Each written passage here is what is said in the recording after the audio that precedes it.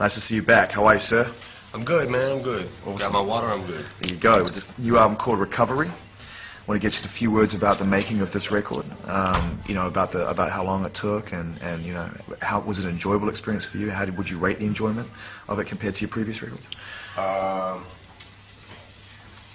It was damn. How do I rate that?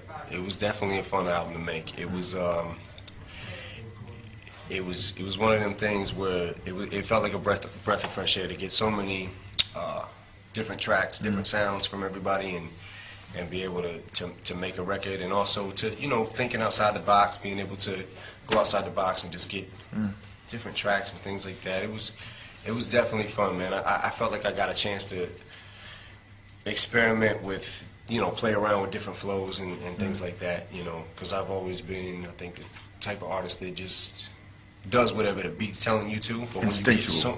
But when you get so many different tempos and so many different, you know, sounds inside the beat and feels and everything, you're allowed to experiment even more. So this is definitely one of the funnest ones that I did. Was there one song in particular that you really remember having a good time with, or a rhyme that you wrote on that record that you just thought, man, this is a real new level for me, you know, as an artist and what I've achieved here?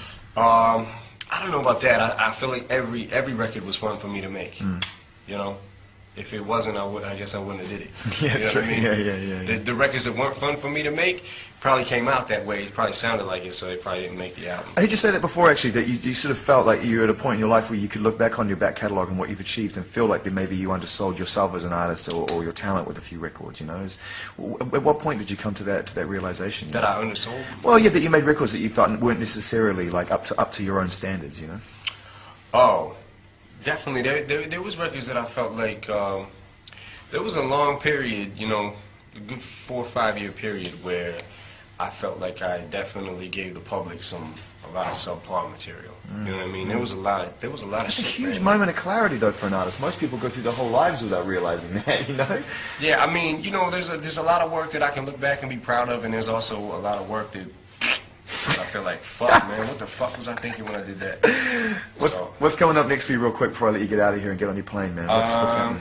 Going home. Good. That's always good Going news. home, man. I'm tired. Yeah, I bet. And Slaughterhouse, a few words about that. Hopefully you might get that away. Slaughterhouse, we're just waiting to get the deal finished. But it's going to be crazy. I think that record is going to be crazy, and that's going to be fun to make. And that's where I might step back in and try to produce a little bit, too. So Shady Records is still a priority for you? It's something you still really believe in? Yeah, definitely. Shady Records, which we're definitely trying to get it back up and running. Great. You know what I mean? I think we're in a rebuilding process right now. So I can't wait to see what you build, man. Thank you for your Thanks, time. man. Always good to see you. No doubt. Thank you.